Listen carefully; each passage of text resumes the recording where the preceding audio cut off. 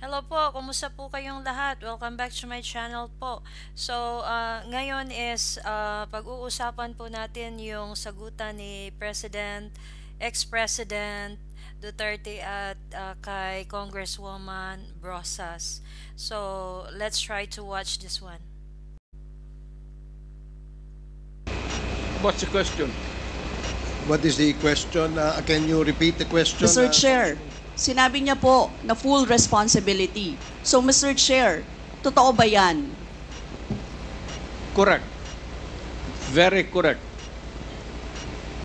Since I was a president, and there was this, until now, serious problem about drugs, I had to issue or make a policy statement about drugs. At all that happened, yung nangyari pursuant to my order to stop the drug problem in this country, akin yun. Akin yun. Ako ang nagbigay ng order kasi ginawa nila illegal or legal, akin yun. Thank you, Mr. Chair. I take full responsibility for it. Thank you, Mr. Chair. Yun po yung tanong ko. Yung families of innocent extrajudicial killings, kayo din. File the case in court. Mr. Walang Chair. problema. Nandiyan ang korte. Yes, Mr. Chair. Second question ko.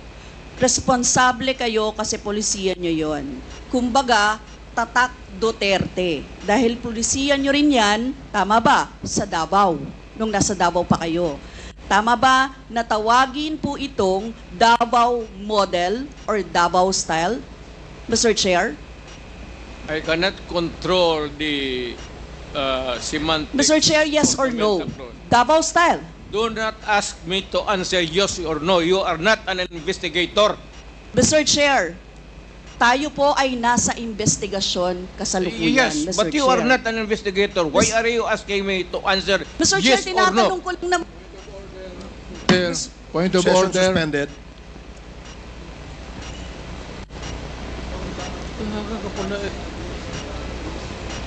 Point of order, Mr. Chair. Ano ka, pulis? Point of order, Mr. Chair. The session is suspended for the meantime, so please, let's take time to calm things down, okay? Para ho maayos ang ating hearing sa ngayon. So, ayun nga po, no? So, yun ang sagutan nila. Kasi nga is, mahirap talaga, no? Pag ang kausap mo is, isa ding lawyer, di ba? So, alam nila yung mga rules and regulations. So, hindi basta-basta yon, no? So, ngayon, yung lawyer ni President Duterte, ini-explain niya yung kill order against drug suspects. So, ano ba talaga ang reason nito, no? So, let's try to watch this one. Ang napapansin ko, yung resource person, the former president, vis-a-vis the one questioning, are not on the same page. Kaya hindi sila nagkakaintindihan. Kaya alam mo, nagtitiktok ako ngayon. Alam mo mga sinasabi ng mga viewers ko? Sabi na, it's already boring. Paulit-ulit ang tanong, paulit-ulit ang presidente sagot.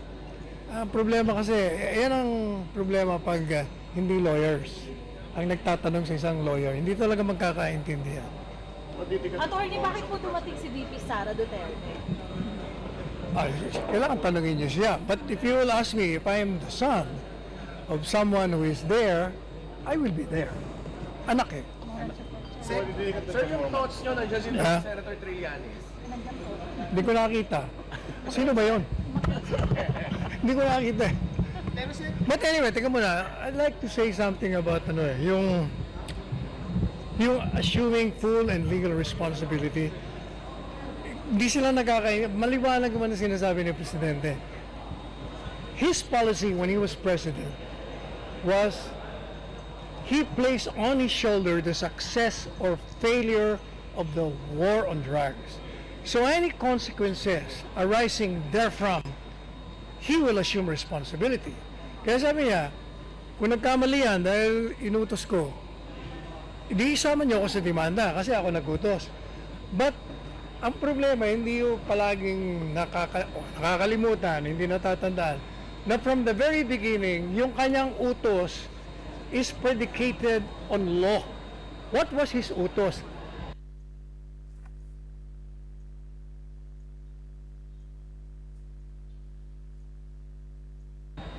I'm declaring war on drugs. Do your jobs as policemen. Arrest them, bring them to jail, and prosecute them. If they resist arrest, then huwag kayong darating ditong bangkay. Because under the law, you are justified to kill. That is the order of the President. Yun ang palagi nakakalimutan eh. Ang palagi inuulit-ulit nila, I will kill you. You know, when you say, I will kill you, it's not a crime. Ilang ulit niya nang sinabi yan, tinatakot ko lang at maraming natakot eh. Right. Number 2, pag sinabi niyang, I assume full legal responsibility under the Constitution, the President is tasked to protect the people. Kaya nga sinasabi niya, I did it to protect the people. Pero yung sinasabi niyang war on drugs is predicated on a legal ground. Huwag natin kalilimutan na palagi yung utos niya, arrestuin niyo pag nag-resist, saka kayo gumamit ng dahas because that is allowed under the law.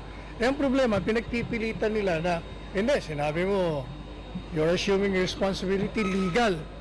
Kaya sinasabi ni Presidente, if you cannot transfer criminal responsibility doon sa akin, eh siya kung pumatay, ba't ninyo ako isasama? Unless conspiracy is proven. Yun ang sinasabi nila, may conspiracy. Kaya nga, di ba, he has been daring, if you think I'm guilty, nakakonspire ako, why don't you file the case? But until now, nobody has filed the case. Simply because, kasi hindi naman totoo. Isa pa, hindi ba kanina pinakita ron? Sabi ni Marvil, PNP chief, marami ang napatay na pulis. Marami ang injured. Hindi ba that will prove to us na talagang maraming lumalaban?